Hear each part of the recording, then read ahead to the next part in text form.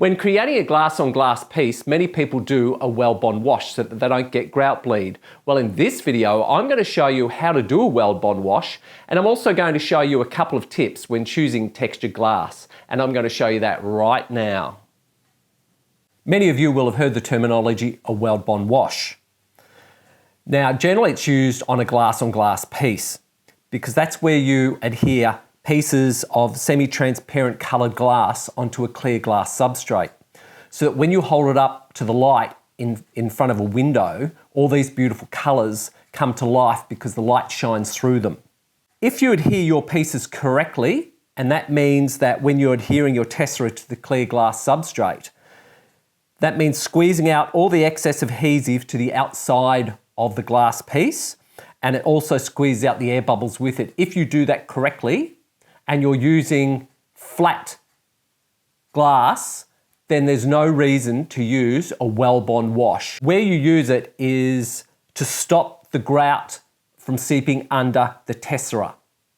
Now, if you don't adhere your glass pieces correctly, and you don't get the adhesive and the air bubbles out to the sides of the tessera, then when it comes to grouting, there are pathways underneath your tessera that allows the grout to seep through.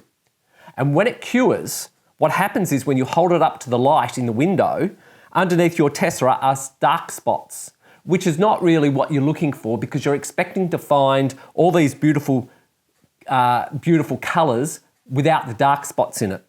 And that's the grout that has seeped in underneath because you haven't adhered it correctly. So using a Weldbond wash is kind of like an insurance thing. And the Weldbond wash, when you apply it, will seep in underneath the tessera if you have any areas that the adhesive has not covered. It will go into those areas and it'll help prevent grout bleed because the grout can now not seep in underneath because your Weldbond wash has filled up those areas. Now, I have put this on a tray because when you do your glass-on-glass piece, you'll generally have framework around it, which will stop the Weldbond wash from going everywhere. So I've just put it on this tray and I've put this underneath the actual glass on glass so as I don't get the Weldbond wash onto the base of or onto the bottom of the substrate. But in saying that, because it is water soluble, it would come off that without a problem. But why, if I can stop it from happening? I don't want to create a mess. Okay, now what we'll do is we'll get a little bit of Weldbond. And you don't really need much Weldbond and you don't really need much water depending on the size of your piece. So I'll just put this here. You probably can't see me if I can do this though. Okay, so for this piece, about that much. I really don't need any more than that. I'll put that on there. And I'll just wipe the nozzle because I don't want to get that blocked up. So I'm just going to add a little bit. That'll be more than enough. Old paintbrush. And we're just going to stir that up. Just a fraction more. Not much. That's it.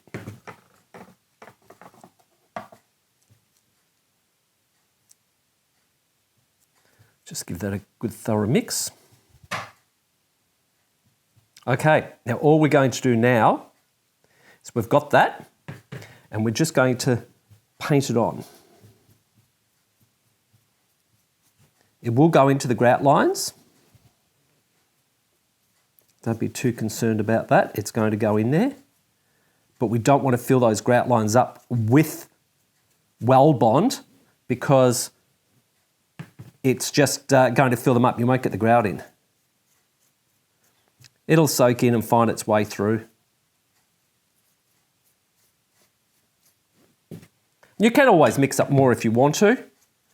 And generally drying time, it will dry reasonably quick, especially if you were doing this in at room temperature. I like to always have my materials and my tessera at room temperature when I'm doing glass on glass. We all get into our own ways of how we do things.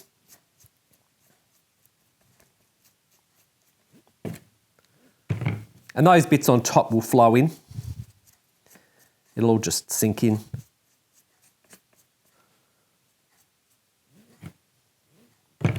And I would probably grout this in a couple of days,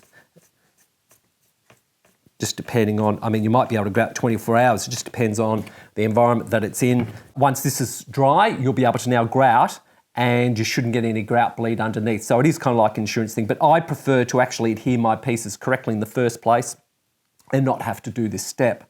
Now, when you were using pieces of glass for your glass on glass, one of the problems that I do see, and I'll just move this aside, one of the problems that I do see is people using textured glass, and you can use textured glass. However, it depends on the texture itself, because people do adhere sometimes the texture down, and that's not the way to do it. If you have glass that's textured, make sure you adhere it with the texture up. Because even if you get grout in that, you will be able to get it out, unless it's something that's got a really lots of hills and pits and stuff like that, then you wouldn't use that type of textured glass. When using textured glass, make sure you adhere it with the texture side up. Now, the other thing is too, when looking at your glass, especially where there may be some texture on it, you kind of look at it and you go, oh yeah, well that's just really textured on top, but hey, the back's going to be flat. Not necessarily.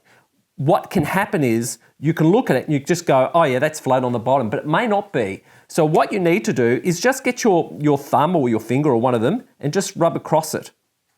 And you'll be able to feel the back to see if it does have texture, if it does have undulation in the glass, because it can be subtle, but it's enough for you if you adhere that side down to get grout bleed.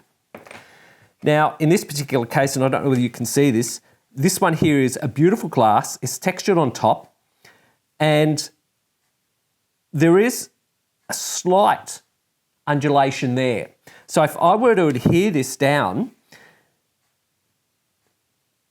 it wobbles, and that is because it's not totally flat. And I don't know whether you can see that. So you just need to get your finger and rub over the back just lightly, and you'll feel pretty well any undulation in. Now, some pieces of glass will have undulation here, but this area will be totally flat. So you might go, okay, well, I'll use this part of the glass, but not this part of the glass. That's fine. You keep that part for something else that's not as important to where it needs to be totally flat. This one here has undulation in the top there. It's not totally flat, as you can see. But when I turn it over, it's not totally flat on this side either. So you need to be very, very careful when you're using textured glass. Make sure it is totally flat if you want to avoid grout bleed on the bottom.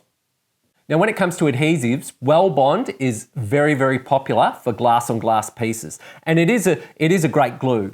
The only thing I don't like about Weldbond is when it comes in contact with moisture, it will revert back to its original state, which means that once you've waited patiently for the Weldbond to dry, when you grout, the chances are it will revert back to its original white state, and you'll have to wait for it to dry again.